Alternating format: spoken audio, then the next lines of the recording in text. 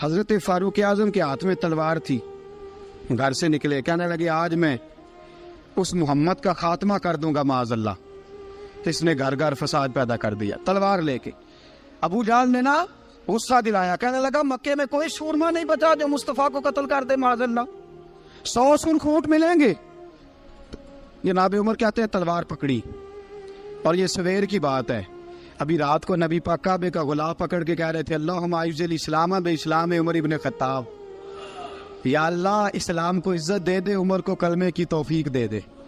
رات حضرت عمر کہتے ہیں دن چڑھا تو تلوار لے کے نا میں باہر نکلا، میں نے کہا آج میں چھوڑوں گا نہیں، ہر گھر میں فساد معاذ اللہ، ہر گھر میں لڑائی۔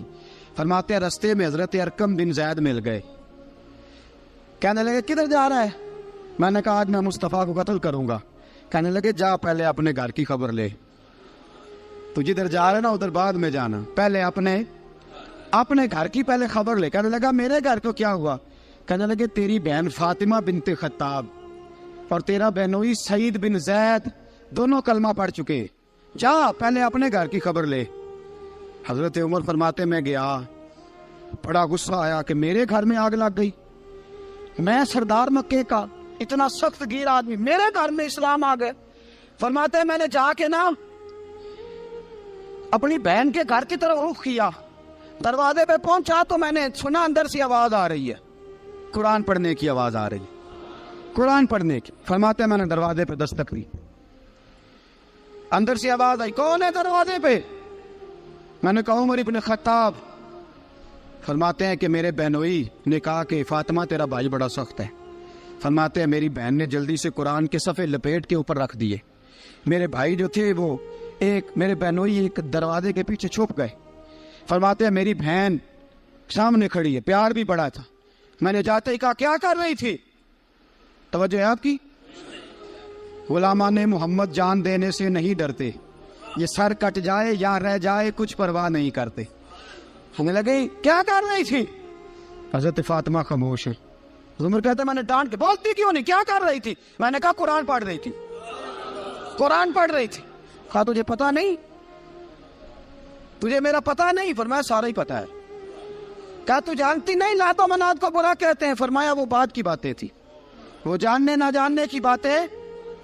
دوستو توجہ، حضرت عمر ابن خطاب فرماتے ہیں کہ بہن اس جلال، اس روب، اس اعتماد سے بولتی تھی کہ میں نے ایک تھپڑ مارا بہن کے منہ پہ، میری بہن ادھر جا کے گری۔ فرماتے ہیں کپڑے جھاڑ کے کھڑی ہوئی، کہنے لگی عمر ایک تھپڑ نہیں تو 1000 مار، تو 1000 مار، لیکن یہ امید نہ رکھنا کہ میں قرآن چھوڑ جاؤں گی، یہ امید نہ رکھنا میں قرآن چھوڑ جاؤں گی۔ فرماتے ہیں کہ میرے ہاتھ میں تلوار تھی، میں نے دستے کی طرف سے نا، دستے کی سائڈ سے تلوار بہن کو ماری زور زور سے، سر سے خون نکل آیا۔ فرمایا میں اپنے بہنوئی کی بڑی عزت کرتا تھا، میرا بہنوئی پردے سے نکلا بیوی کو بچانے، میں نے زور زور سے 2 تلوار کی پشتیں اس کے سر پہ بھی ماری، خون نکلا، پھر میری بہن آگے ہوئی، پھر مارا۔ ماتے جب خون نکلا نا بہن کا، تو میری بہن نے اپنا خون اپنے ہاتھ پہ لگا کے کہا عمر جس ماں باپ کا خون تیری رگوں میں ہے اس کا میری رگوں میں بھی ہے، اسی کا خون میری رگوں میں بھی ہے۔ فرمایا عمر جس باپ کی پشت سے تو ہے میں بھی اسی باپ کی پشت سے ہوں، جس ماں کی چھاتیوں سے دودھ تو نے پیا ہے میں نے بھی اسی ماں کی چھاتیوں سے دودھ۔ توجہ ہے آپ کی؟ میری بات سمجھ میں آ رہی ہے؟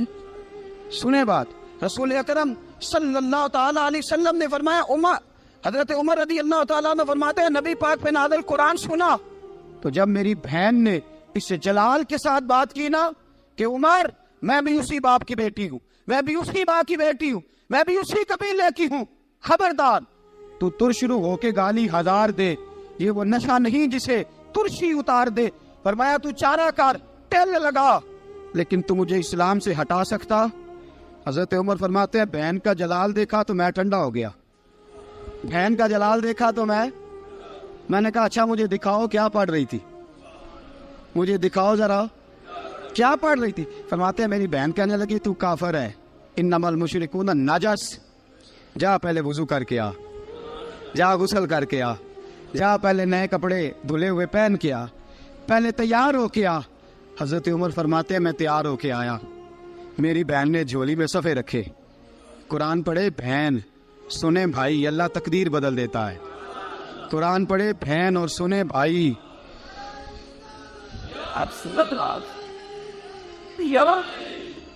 قرآن پڑھے بھائی اور سنے بہن, اللہ تقدیر. لیکن آج بہن بھائی قرآن تو سنتے سناتے ہی نہیں نا.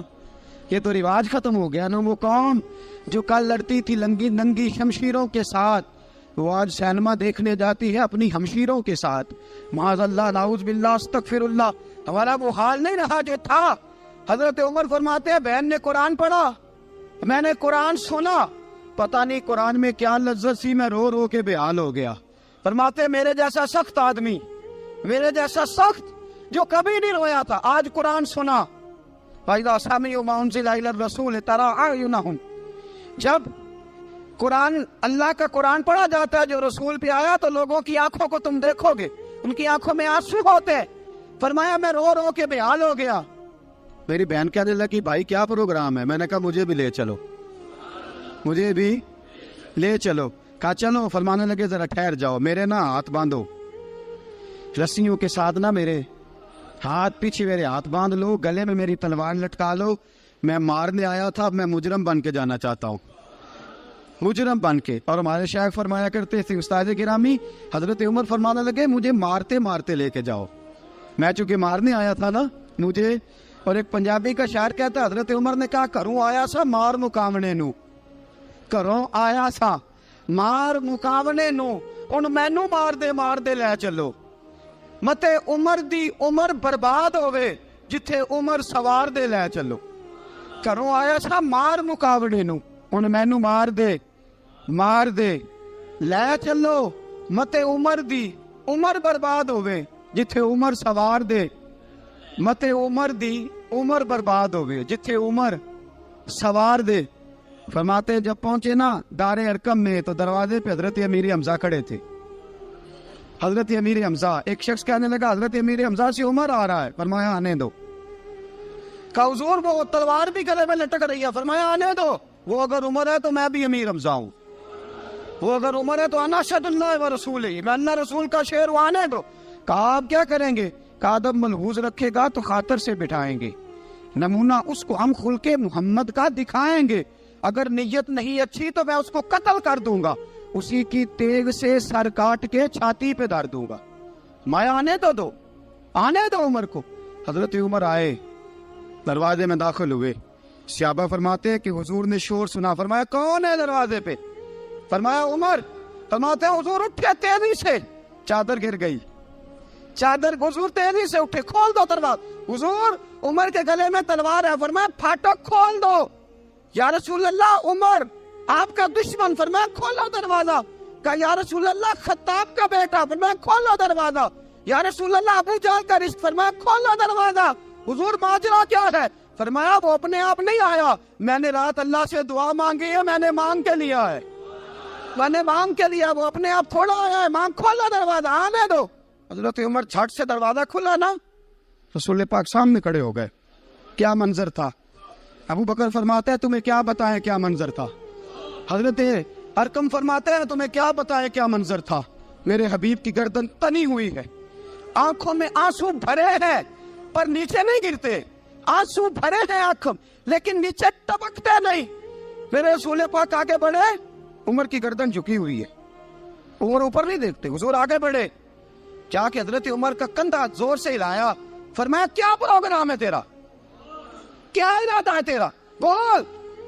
حضرت فاروق اعظم آنکھ یوں اٹھا کے کہنے لگے سونیا بس اب کلمہ پڑھنے کا ارادہ ہے, سونیا کلمہ پڑھنے کا. صحابہ فرماتے ہیں پتہ نہیں کیا ہوا, پتہ نہیں. حضور کا اتنا جوش ہم نے کبھی نہیں دیکھا, نبی پاک کو نعرہ لگاتے ہم نے پہلے کبھی نہیں دیکھا. جب عمر نے کہا نا سونیا کلمہ پڑھنے آیا ہوں, فرماتے ہیں رسول پاک کے جو آنسو بندے ہوئے تھے نا وہ ٹپ سے نیچے گرے, اور حضور نے فرمایا اللہ اکبر, اللہ اکبر. فرماتے ہیں حضور نے جب اللہ اکبر کہا تو سارے صحابہ بھی کہنے لگے اللہ اکبر, اللہ اکبر, اللہ اکبر.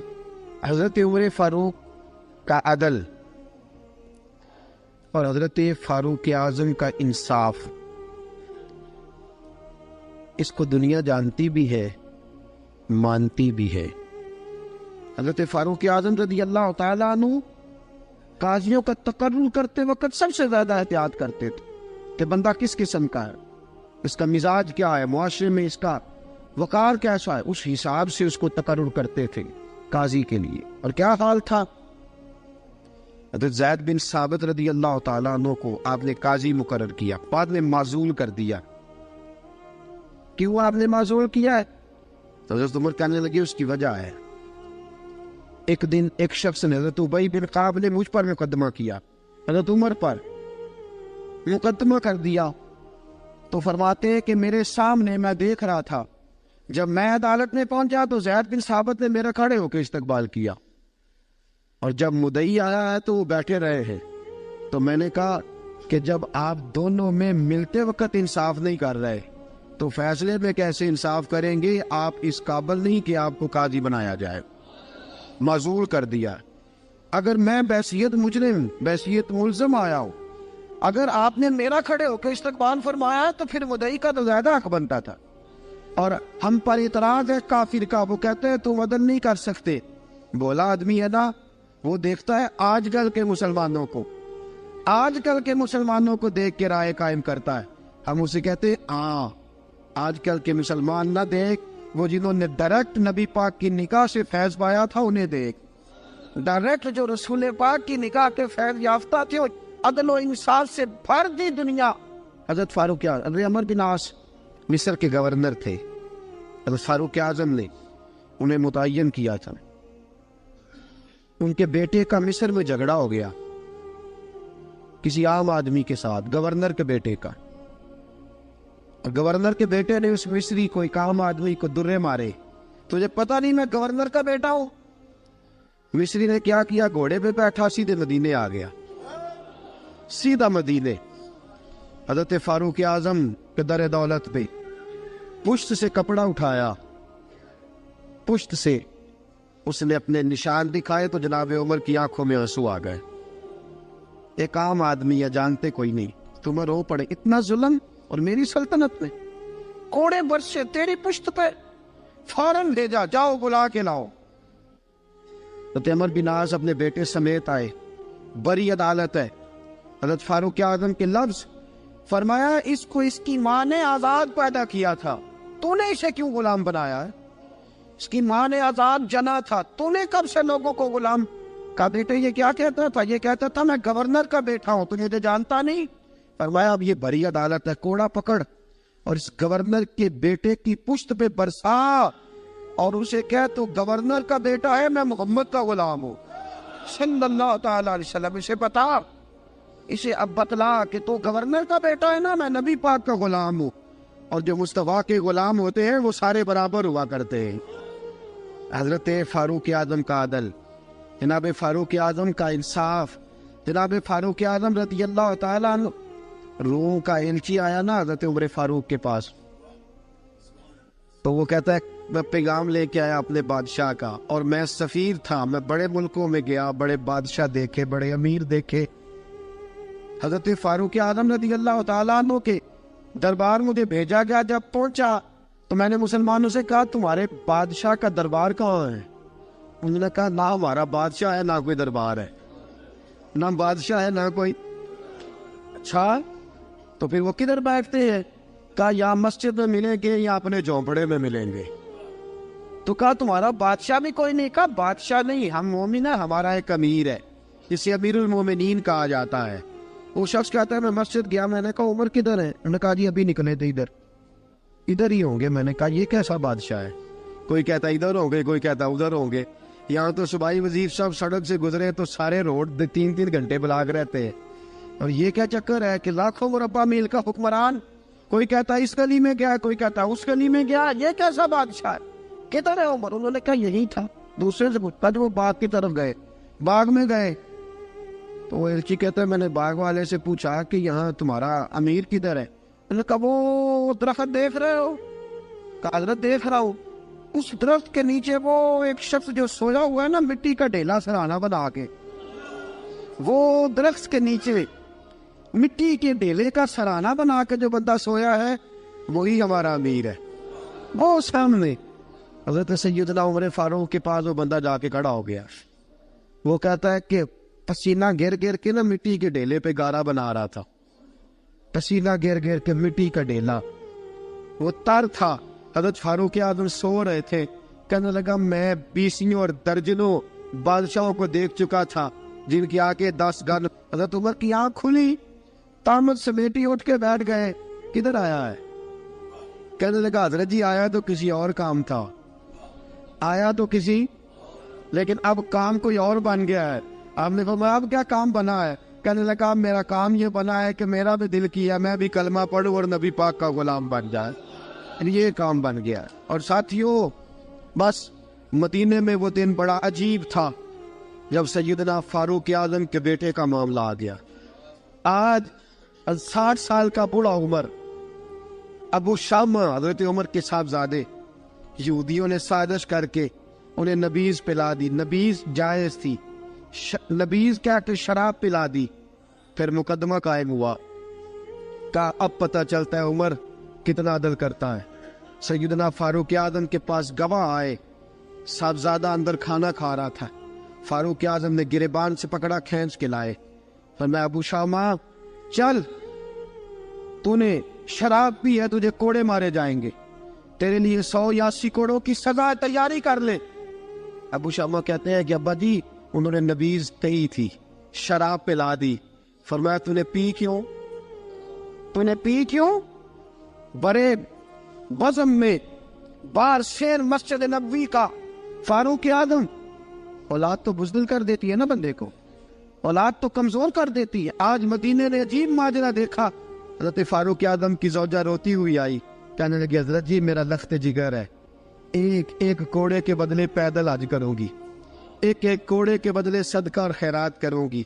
میرا بیٹا غلطی کر بیٹھا ہے, یہ کام نہ کرے.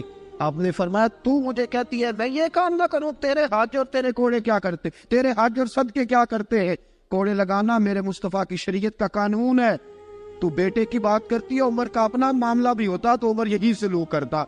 لوگوں نے کہا حضرت جی آپ تھوڑی دیر, ابھی ان کی والدہ پریشان ہے, گھر میں پریشانی ہے, ذرا ٹھہر جائے, کل پرسوں ترسوں سزا دے لیجیے گا. فرمایا تمہیں یاد نہیں جب مدینے کی ایک بی بی نے چوری کر لی تھی اور میرے مصطفیٰ کی بارگاہ میں کہا گیا تھا حضور ذرا ٹھہر جائے, سزا نہ دے, تو حضور نے فرمایا تھا اگر فاطمہ بھی چوری کرتی تو ہاتھ کاٹ دیتا. تمہیں یاد نہیں نظر مصطفیٰ کے ٹکڑے کھانے والا ہوں, میں کیوں دیر کروں؟ اس نے گناہ کرنے میں دیر کی ہے جو سزا میں دیر کروں, برساؤ کوڑے. حضرت افلا نامی غلام, حضرت جی آپ کا لخت جگر ہے. فرمایا لخت جگر نہ دیکھ, مصطفیٰ کا قانون دیکھ. میرا بیٹا نہ دیکھ, مصطفیٰ کے قانون کا قیام ضروری ہے. اگر علی بیٹے کی قربانی دے سکتا ہے, اگر لوگ فاطمہ کے بیٹے کی قربانی یاد رکھیں گے تو تاریخ کبھی بھی عمر کے بیٹے کی قربانی نہیں بھولے گی. فرمایا غلطی سے ہو گیا یا جیسے بھی, اسے خیال کرنا چاہیے تھا. کوڑے لگاؤ. 80 کوڑے لگے تو بیٹے کی روح پرواز کر گئی. جب جوان بیٹا کسی کا, کوثر نیازی نے کہا تھا باپ کا جنازہ اٹھانا بڑا آسان پر بیٹوں کے جنازے اٹھانے بڑے مشکل ہیں. جب فاروق اعظم کا بیٹے کا انتقال ہوا, بیٹے نے آنکھیں کھولی, باپ کی طرف دیکھا تو سیدنا فاروق اعظم عدل و انصاف 2 آنسو آنکھوں میں آئے. کہ بیٹا حضور سے جا کے کہنا کہ عمر نے بیٹا نہیں دیکھا, آقا تیرا قانون دیکھ, جا کے حضور سے میرا پیغام دینا. حضرت ابو شامہ رضی اللہ تعالیٰ عنہ وصال کر گئے. تاریخ کیسے کیسے منظر ازالت الخلفاء شاہ ولی اللہ کی بطور والا پیش کروں. حضرت ابو شامہ کا وصال ہو گیا, 20 کوڑے باقی تھے. لوگوں نے حضرت جی آپ کیا کرنا ہے؟ فرمایا اس کا جنازہ پڑھو, اسے قبر میں دفن کرو, باقی 20 کوڑے اس کی قبر پہ مارو, اس کی قبر پہ 20 کوڑے مارو. کا حضرت جی ایسا بھی ہوتا ہے؟ فرمایا اس لیے ایسا ہوتا ہے کہ یہ میرے مصطفیٰ کا قانون ہے, میری اولاد کا معاملہ ہے تو میں درگزر کروں. فرمایا مارو کوڑے. حضرت سیدنا حذیفہ بن یمان فرماتے فاروق اعظم بیٹے کی قبر پہ کھڑے تھے, داڑھی آنسوؤں سے بھری ہوئی تھی. میں دوڑا ہوا آیا, میں نے کہا عمر نہ رو, آج خواب رات تیرے بیٹے کا جنازہ تھا, جنازہ پڑھ کے سویا ہوں تو خواب میں مجھے رسول پاک کی زیارت نصیب ہوئی ہے. نبی پاک خواب میں تھے تو 2 سبز غلے تیرے بیٹے کو پہنا رکھے تھے اور رسول پاک کی بغل میں کھڑا تھا. حضور نے فرمایا عمر کو جا کے کہنا کہ تو نے بیٹا پاک کر کے بھیجا تھا, اللہ نے جنت کے سارے دروازے کھول دیے ہیں. اللہ نے عمر کو میرا سلام کہنا اور اسے کہنا عمر تیرا حدود اللہ قائم کرنا خدا کو بھی پسند ہے, مصطفیٰ کو بھی پسند. ساتھیو عمر انتقال کر گئے. 26 ذی الحجہ کو زخم لگا. یکم محرم کا دن, آج کا دن حضرت فاروق اعظم کو یاد رکھنا, لوگوں کو بتانا, دن بار عمر کی باتیں کرنا, خراج تحسین پیش کرنا. حضرت فاروق اعظم کو زخم لگا. آپ نے فرمایا اپنے بیٹے سے بیٹا جا حضرت عائشہ کے پاس. گنبد خضرا میں 3 لوگوں کے دفن ہونے کی جگہ ہے. ایک میں ابو بکر دفن ہو چکے, ایک میں رسول پاک کا مزار قدسی بن چکا, ایک جگہ خالی ہے. جا کے عائشہ سے پوچھنا, مجھے پتہ ہے وہ 18 سال کی عمر میں رسول پاک پردہ کر گئے تھے. 18 سال سیدہ کی عمر تھی. عائشہ نے جگہ اپنے لیے رکھی ہوئی ہے. جا کے باہر کھڑے ہو کے کہنا اماں جی, عمر کہتا ہے میرا دل کرتا ہے, میرا دل کرتا ہے کہ مجھے نبی پاک کی گنبد کے سائے میں جگہ ملے. جا کے عرض کرنا اور بیٹا باہر کھڑے رہنا, زیادہ زید نہ کرنا, مومنوں کی ماں ہے. حضرت سیدنا عبداللہ ابن عمر کہتے ہیں باہر کھڑا تھا, دروازے کے باہر کھڑے ہو کے کہا کہ عمر کا بیٹا ہوں. اماں جی, عمر فرماتے ہیں اجازت دو تو دل کرتا ہے نبی پاک کے ساتھ لیٹ جاؤں. وفا میں گزار دی عمر ساری, ساری زندگی لے سجنا آسا توڑ نبھائی. دل کرتا ہے حضور کے ساتھ لیٹنے کو. تو حضرت عائشہ صدیقہ, حضرت عبداللہ ابن عمر فرماتے ہیں میں دروازے سے باہر کھڑا تھا لیکن عائشہ کے رونے کی آوازیں باہر تک آ رہی. حضرت عائشہ صدیقہ ہچکیاں لے کے روئی. سیدہ عائشہ نے فرمایا عمر سے جا کے کہنا عمر کوئی قبر کی جگہ کسی کو نہیں دیتا, لیکن عمر تو نے وفا کی تاریخ بنائی ہے, عمر تو نے کمال کر دی ہے, عمر تو نے حد کر دی ہے. عمر کو جا کے کہنا کہ میں جنت البقیع میں دفن ہو جاؤں گی, جہاں میرا وقت آئے گا دفن ہو جاؤں گی, لیکن عمر تیری خدمات کہتی ہے کہ تجھے نبی کے ساتھ دفن ہونا چاہیے. سیدنا عبداللہ ابن عمر فرماتے ہیں کہ جب دفن ہونے کی تانی پر سہیلیاں رنگا رنگ کھڑے, ارے اوس دا جانیے جس دا توڑ چڑھے. فرماتے ہیں آیا عمر کو آ کے بتایا پیشانی خون سے بھری ہوئی. عمر نے سجدے میں رکھ دی, رو کے کہا آج میری توڑ نبھ گئی ہے. حضرت فاروق اعظم مصطفیٰ کے ساتھ لیٹ گئے. میرے نبی نے فرمایا عمر میں تجھے اپنے پڑوس میں دفن کر رہا ہوں, تو نے اگر راہ وفا میں بیٹے تک قربان کر دیے ہے نا تو قیامت تک جو مجھے سلام کرنے آئے گا تجھے بھی سلام کر کے جائے گا. یکم محرم امت مسلمہ کے لیے بہت بڑا دن ہے, بہت بڑا دن. یہ شہادت ہے حضرت عمر فاروق کی رضی اللہ تعالی عنہ. یہاں چھوٹی چھوٹی باتوں پہ گورنمنٹ چھٹی کرتی پھرتی ہے, چھوٹی چھوٹی باتوں. الیکشن ہو گیا تو چھٹی, فلاں جگہ پہ تھوڑا سا کسی نے خبر دے دی کہ کوئی پریشانی ہے تو چھٹی, فلاں جگہ یہ ہو گیا تو چھٹی. یہاں تک کہ فلاں وزیر صاحب فلاں علاقے میں آئیں گے تو سارے علاقے کو چھٹی. اور اب تو اس سے بڑا حال ہونے لگا ہے, اگر جن لوگوں کی سندھ میں حکومت ہے ان کے لیڈر کا دن آیا تو اس دن چھٹی, اور جن کی پنجاب میں حکومت ہے ان کا دن آیا تو چھٹی. ہمارا مطالبہ ہے حکومت پاکستان سے, اگر سر اٹھا کے جینا چاہتے ہو تو یکم محرم کو چھٹی کیا کرو. اگر سر اٹھا کے جینا چاہتے ہو تو یکم محرم کو چھٹی کرو جناب عمر کے دن, اور ملت کے جوانوں کو بتاؤ کہ اگر عزت کی زندگی جینا چاہتے ہو تو اس طرح جیو جس طرح فاروق اعظم جی کے گئے. عزت اور وقار کی زندگی, جمہوریت حضرت عمر سے سیکھنی پڑے گی, حکومت کرنے کے طریقے حضرت عمر سے, رعایا کو سیکھنا پڑے گا کہ امیر کس طرح بنایا جاتا ہے اور امیر کس طرح کے ہوتے ہیں. یہاں لوگ ہمیں یورپ کی مثالیں دیتے ہیں, لوگ یہاں ہمیں آ کر کے امریکہ کی مثالیں, انہیں کیا پتا حکومت کیا ہوتی ہے. وہ کہتے ہیں جی وہ سائیکل پہ جاتا ہے ان کا حکمران. میں نے کہا وہ سائیکل پہ جاتا ہے, میرے عمر فاروق مدینے سے مکے گئے تھے تو پیدل ہی حج کرنے چلے گئے, پیدل ہی. اور جناب عمر فاروق رضی اللہ تعالیٰ عنہ عید کی نماز پڑھانے گئے, عید کی نماز عمر خطبہ عید دینے گئے. اور اس زمانے میں کون سا غریب ہے جو ننگے پاؤں جاتا ہو؟ کون سا غریب ہے جو مسجد ننگے پاؤں جاتا ہو؟ لوگوں نے تو 3 قسم کی چپلیں رکھی ہوئی ہیں. ایک مسجد جانے کی علیحدہ ہے, گھر پہننے کی علیحدہ ہے, شادی بیاہ پہ جانے کی چپل علیحدہ ہے. حضرت عمر فاروق رضی اللہ تعالیٰ عنہ نکلے عید کا خطبہ دینے کے لیے, تو بیوی سے کہنے لگے جوتا. اس نے کہا صاحب اتنی دفعہ ٹوٹا ہے, اب گانٹھا نہیں جا سکتا, اتنی دفعہ ٹوٹا ہے کہ اب دوبارہ پیمند نہیں لگ سکتے. تو حضرت عمر کہنے لگے چل کوئی حرج نہیں, بغیر جوتے کے ننگے پیر ہی چلتے ہیں, کوئی حرج نہیں. تو کہنے لگے لوگ کیا کہیں گے؟ فرمایا چپ کر. لوگ جس دن عمر نے یہ دیکھ لیا نا لوگ اس کے بارے میں کیا کہتے ہیں, اس دن عمر نہیں رہے گا. تو کہا پھر آپ کا نظریہ کیا ہے؟ فرمایا میرا نظریہ یہ ہے کہ رب رسول میرے بارے میں کیا کہتے ہیں. لوگوں کا کیا ہے؟ لوگ کل کسی کے بارے میں کچھ کہتے ہیں اور پرسوں کچھ کہتے ہیں. میرا نظریہ یہ ہے کہ رب رسول میرے بارے میں ننگے پیر عمر جا رہے ہیں. کون جی؟ میں بڑا ماڑا. اچھا جناب, کیا غربت ہے؟ 10 قسم کے جوڑے لٹکے ہوئے ہیں کمرے میں, اور پہننے کی فرصت نہیں. سویرے کیا پہننا ہے, شام کیا پہننا ہے, 15 سوٹ کٹھے استری ہو کے لانڈری والا بھیج رہا ہے, اور تو غریب ہے. تو بہت بڑا غریب ہے. اس لیے کہ غربت پیسوں کی وجہ سے نہیں ہوتی, غربت تو دل کی ہوتی ہے. تو واقعی بڑا غریب ہے, اور تو غریب ہی رہے گا. امیر تو عمر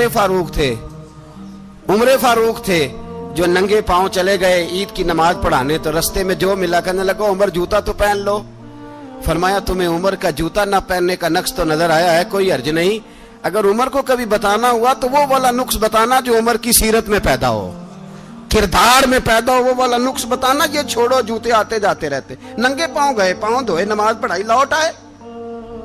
او بھائی یہاں تو ہمارا بناؤ سنگار اترنا, جتنی توجہ کپڑوں کی طرف ہے اتنی توجہ کبھی ہماری علم کی طرف ہوتی نا, جتنا ذوق شوق ہمارا بناؤ سنگار کی جانب ہے, اتنا بناؤ سنگار کبھی ہمارا اخلاقیات کی جانب ہوتا تو معاملات بڑی حد تک سنورے ہوئے ہوتے.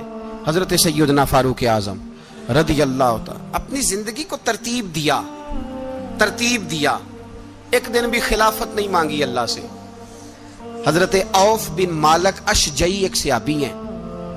حضرت عوف بن مالک رضی اللہ تعالیٰ عنہ فرماتے ہیں کہ جناب ابو بکر صدیق کا زمانہ تھا تو میں نے خواب دیکھا. میں نے خواب میں جناب عمر کو دیکھا, اور میں نے دیکھا کہ کوئی کہنے والا کہہ رہا ہے کہ عمر وہ ہے کہ اللہ کے رستے میں کوئی اسے جتنا مرضی برا بھلا کہے یہ پرواہ نہیں کرتا. کس کے رستے میں؟ بولے سارے. اس کا مطلب ہے اللہ کے رستے میں لوگ برا بھلا بھی. قرآن مجید نے کہا وَلَا يَخَافُونَ لَوْمَةَ لَائِمٍ.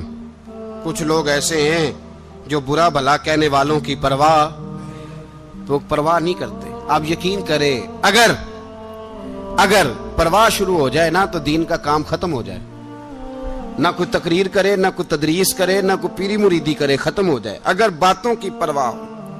لیکن وہ پرواہ.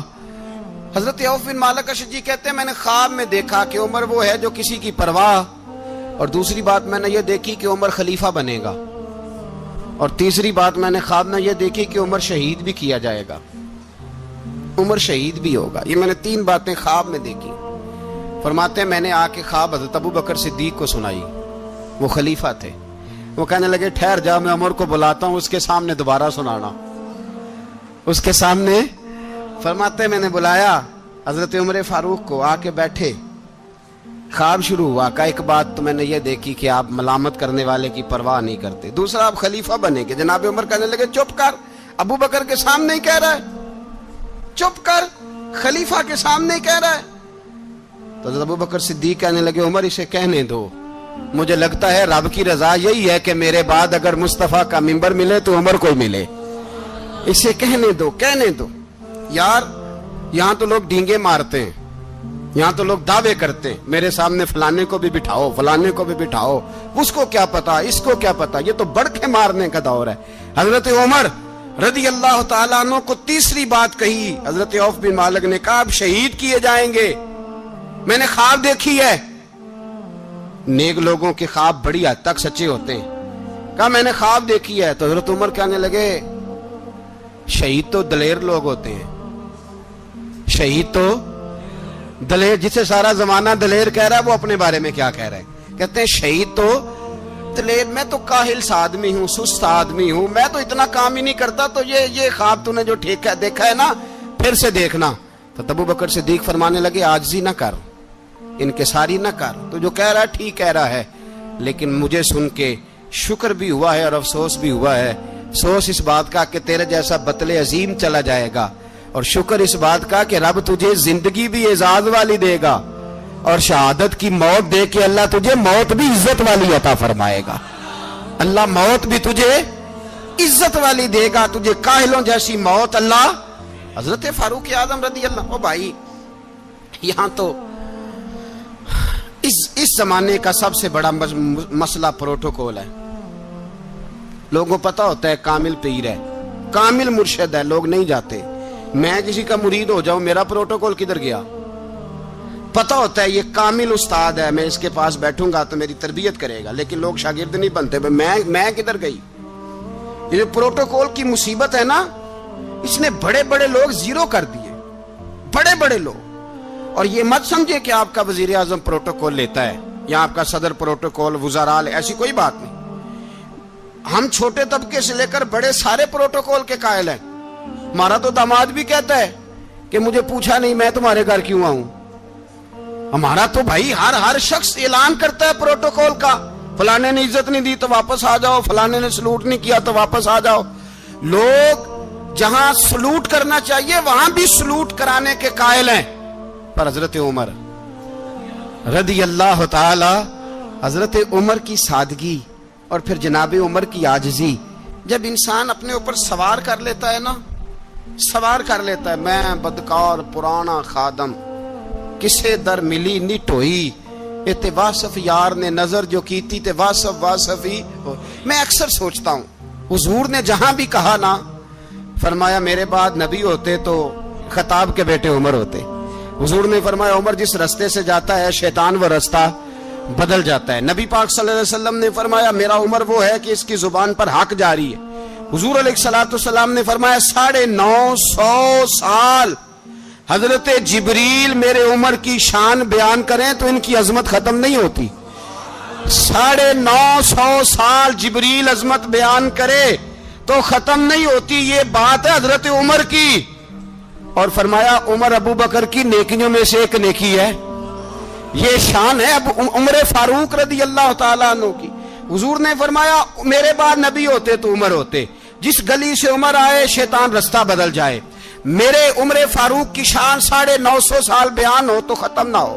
عمر کی زبان پر اللہ حق بیان کرتا ہے، جو عمر کہتا ہے وہی رب کر دیتا ہے۔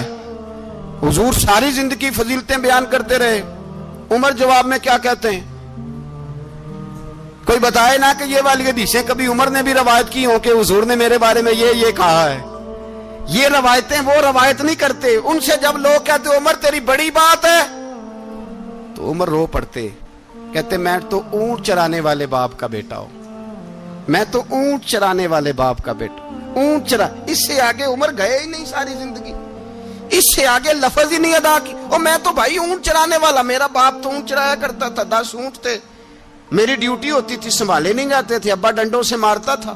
ساری زندگی عمر حج کرنے گئے، ایک خشک تنا کھجور کا عمر فاروق رضی اللہ تعالیٰ عنہ نے اس کو اپنے کلاوے میں لیا، رونے لگے۔ لوگوں نے کہا عمر کیا ہوا؟ فرمانے لگے یہاں میں اونٹ چرایا کرتا تھا، یہاں میں اونٹ چراتا تھا، 10 اونٹ سنبھالے نہیں جاتے تھے۔ دیکھو رسول اللہ کی شان، آج ساری امت چلانے کا طریقہ عطا فرما دیا ہے، ساری نظریے سے پیار۔ یار پیسہ کس کو برا لگتا ہے؟ آپ جس آدمی کی 50 کروڑ کی پراپرٹی ہے اس کو پوچھیں سب سے غریب، آپ کو وہی نظر آئے گا، وہ کہے گا میں ٹائٹ ہوں۔ حالات بڑے، میں کئی باری پوچھے انہوں نے، میں کہتا ترجمہ بھی 10 چھڑوں کی، ہمیں تو سمجھ نہیں آتی، اور ٹائٹ حالات کون سے ہوتے ہیں جی؟ جس آدمی کا کروڑوں میں کاروبار ہے نا، اس کو آپ چھیڑے وہ رونے لگ جائے گا، رونے۔ تو کئی میں نے ایسے دیکھے ہیں کرائے کا مکان ہے، ان سے پوچھے صاحب کیا حال ہے، تو کہتے ہیں جتنی اللہ نے شان والی زندگی ہمیں عطا کی ہے کسی کو نہیں دی ہوئی۔ اس کا مطلب ہے خوشی بھی یہی ہے اور غم بھی یہی ہے، اندر سے خوشی ہے، اندر سے ہی۔ تو نے اگر راضی رہنا ہے تو ادھر سے رہنا ہے، ناراض رہنا ہے تو بس اپنے آپ کو خوش رکھے گا تو ہو جائے گا۔ सारे सहाबा मिल के आए, कहने लगे उमर फारूक से कहना है नबी पाक के जमाने में तो जाहिरन गुर्बत थी, अबू बकर के दौर में भी गुर्बत थी, अब तो बड़ा माल है। उमर से सिफारिश करो कि उमर नया कुर्ता पहना करे। मुल्कों के सफीर आते, उमर वही फटी पुरानी चादर ओढ़ के और वही कई जगह पे पेबंद लगे सूट पहन के सफीरों के सामने बैठ जाता है। उमर को मशवरा दो, तय हो गई बात। सब ने जब मशवरा दे लिया तो सारे कहने लगे ये बताओ शेर की मूंछ को हाथ कौन लगाएगा? कहना किसने है, बंदा भी तो ढूंढो ना। ने कहा जनाब मेरा ये ख्याल है कि मौला अली शेर खुदा कहेंगे, क्योंकि जिस शख्स की उमर को सबसे ज्यादा हया करते देखा वो शेर खुदा मौला अली है, रदी अल्लाह ताला अली कहेंगे। इसलिए कि जनाब अली तो कई दफा जब गुफ्तगू करते थे तो हजरत उमर चुप कर जाते थे और फरमाते थे अली ना होता तो मैं हलाक हो जाता। तो कहा अली से कहो। जनाब अली शेर खुदा को बुलाया, किस काम के लिए जी? अल्लाह अकबर। ये जरा आपने इस दौर पे इस बात को जरा लाका जनाब उनसे कहें कि ज्यादा नहीं, एक कुर्ता नया पहन ले। सफीर आते हैं, वजीर आते हैं तो एक कुर्ता नया पहन ले। हजरत अली को बुलाया, आप फरमाने लगे कोई और बात होती तो मैं कह देता, ये वाली मैं नहीं कह सकता। कोई और होती तो मैं उमर को कई दफा कह देता हूं, जलाल में भी तो सुन, ये वाली मैं नहीं कह सकता। मैं तुम्हें एक मशवरा देता हूं। कहा वो क्या? कहने लगे सैयदा आयशा सिद्दीका से कहो, वो मोमिनों की मां है, उमर टालेगा नहीं। अम्मा जी से जाके कहा अम्मा जी नया कुर्ता उमर से कहीं पहन लें, वजीर आते हैं बड़े बड़े लोग तो चलो कोई अर्ज नहीं। अम्मा जी ने कहा अच्छा कोई बात नहीं मैं बुला लेती हूँ। जनाबे आयशा ने पैगाम भेजा। जब खादम ने कहा ना मुस्तफा के घर से पैगाम आया है, तो 20 लोग बैठे थे। उमर कांपते हुए उठे, कांपते दौड़े। हजरत आयशा पर्दे में थी तो फरमाती है उमर अत्ताहियात की हालत में बैठ गए। कहा अम्मा जी देर तो नहीं हो गई मुझे आने में? कहा नहीं टाइम पे आ गए हो। किस लिए बुलाया था? कहा उमर देखो गुर्बत के मामलात और होते हैं, जब अल्लाह आसानी दे तो कोई चीज इस्तेमाल करना हराम नहीं होती, अगर हराम है तो बताओ। कहा नहीं अम्मा जी हलाल ही है। तो फरमाया फिर इतने सफीर आते हैं, मुशीर आते हैं, अब तो माले गनीमत बड़ा आता है, ढेर लग जाते हैं मस्जिद में, तो चल एक नया कुर्ता तुम भी पहन लिया करो। और आप नया कुर्ता पहनोगे तो धाक बैठेगी गैरों पर। तो सहाबा का मशवरा है कि आप नया लिबास पहने। अम्मा जी कहती है मैंने हुक्म दिया तो उमर चुप कर गए, गर्दन झुक गई। थोड़ी देर के बाद सैयदना उमर फारूक ने सर उठाया तो दाढ़ी पे आंसू गिर रहे थे, रो पड़े। कहने लगे पाक महबूब की पाक बीवी, जैसे हुक्म करती हो मैं हाजिर हूं, पर मुझे वो वाला लिबास पहनाना जो मेरे मुस्तफा ने पसंद फरमाया है। अगर ये रंग रसूल पाक का है तो मैं हाजिर हूं, और अगर नबी पाक का नहीं तो फिर जैसे आप हुक्म करें। जनाब आयशा कहते हैं उमर रोए तो मैं ज्यादा रोई, मेरा पल्लू भीग गया आंसुओं से। मैंने कहा उमर आप जाइए। उमर यूं निकले तो जो सहाबा खड़े थे वो कोने में थे, सारे आ गए। कहा अम्मा जी क्या बनाओ? फरमाया भाई तुम सब जो बातें कहते हो वो अपनी जगह ठीक हैं, पर उमर जो बात करता है वो सबसे ज्यादा ठीक है। उमर जिस पहलू पर बात करता है वो यार ऐसी आजिज़ी, ऐसा रंग, ऐसा अंदाज, ऐसा तर्ज हयात, ऐसी जिंदगी। औलाद के मामले में लोग बुज़दिल हो जाते हैं, बुज़दिल। पर हजरत उमर का बेटा मिस्र गया, वहां से कमाई करके लाया, तिजारत करने गया, लाखों का माल। कौन सा बाप है दुनिया में जिसका बेटा बाहर से पैसे लेके आए तो अब्बा तफसील पूछे कि बेटा कहां से कमाए, कहां से लाया, कितने मिले, क्यों आए? कौन सा बाप तफसील पूछता है? अब्बा तो कहता ला सही और तारीफें करता है मेरा बेटा बड़ी कमाई करता है। कभी पूछा है उससे कि ड्यूटी सही देता है कि नहीं? कभी पूछा है कि तू ईमानदारी की रोजी लाता है कि हराम की कमाता है? ये बाप की जिम्मेदारी है, ये अम्मा की जिम्मेदारी है। फिर कहता है बीमारी कैसे आ गई, परेशानी कैसे आ गई? तूने कभी सवाल किया अपनी औलाद से? हजरत उमर फारूक रदी अल्लाह ताला अन्हु का बेटा मिस्र से पैसे कमा के लाया तो जनाब उमर ने बुलाया, फरमाया बेटे इतनी तो तेरे पास राशि ही नहीं थी, थोड़े से तो तू पैसे लेके गया था, इतनी कमाई कैसे हो गई? इतने तो पैसे नहीं थे साहब, कहां से कमाई लाए? उसने कहा अब्बा जी वो जो मेरे चचा है ना मिस्र के गवर्नर, आपके दोस्त, انہوں نے میری مدد کی ہے. فرمایا جتنے لوگ گئے تھے سب کی ہے مدد اس نے؟ کہا نہیں صرف میری کی. فرمایا تیری کیوں کی؟ تیری کیوں کی؟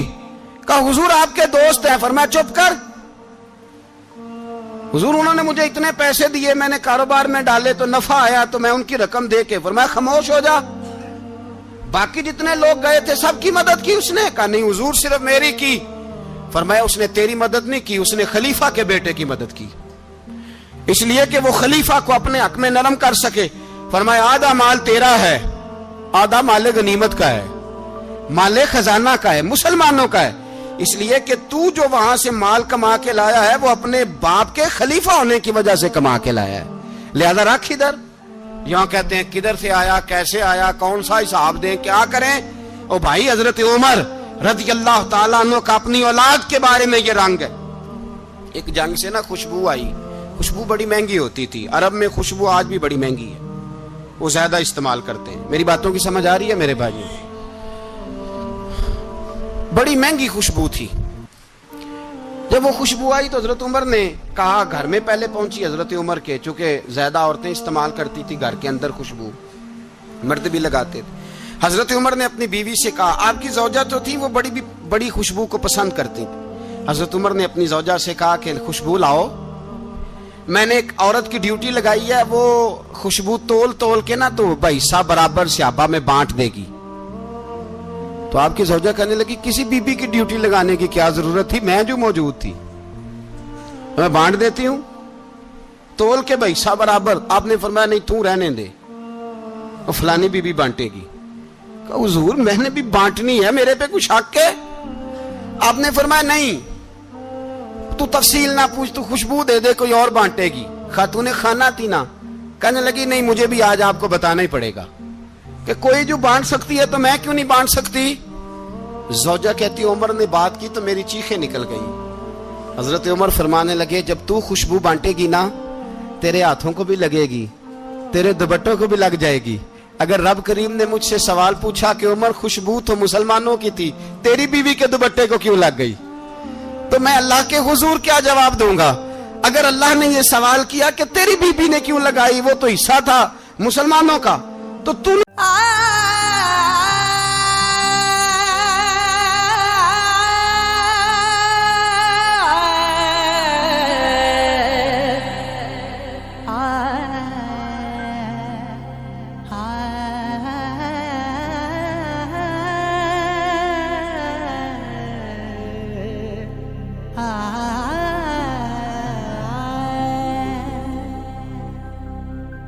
بن عشق ایمان نہیں لبدا. تیری بیوی نے کیوں لگائی؟ تو فرمایا میں نہیں چاہتا کہ اللہ کے حضور مجھے اور تجھے باز پرس ہو, لہذا کسی اور کو بانٹنے دے. زوجہ روئی اور تڑپ کے کہنے لگی عمر مجھے لگتا ہے صبح قیامت بھی تیری بیوی ہونے کی وجہ سے اللہ مجھے جنت عطا فرما دے گا, تیری زوجہ ہونے کی برکت سے. بھائی یہ معیار رکھا, خدا کی قسم ایسا شخص تاریخ میں دوبارہ نہیں آیا. اتنا بڑا آدمی, اتنا بڑا شخص, اتنا بڑا آدمی, اور پھر رنگ یہ ہے کہ عمر 22 لاکھ مربع میل کا حکمران, 22 لاکھ, اور کھجور کے درخت کے نیچے مٹی کا ڈھیلا لے کے سو گئے ہیں, پرواہ کوئی نہیں, کوئی مسئلہ ہی نہیں. 2 غلام ساتھ بیٹھے تو ایک روٹی حضرت عمر نے گھر سے منگوائی, تھوڑا سا سرکہ, تو غلام کہنے لگے ہم نے بھی کھانی ہے. فرمایا کوئی حرج نہیں, روٹی کو پیٹ بھر کے کھانا ضروری تو نہیں, 3 حصوں میں بانٹ لیتے.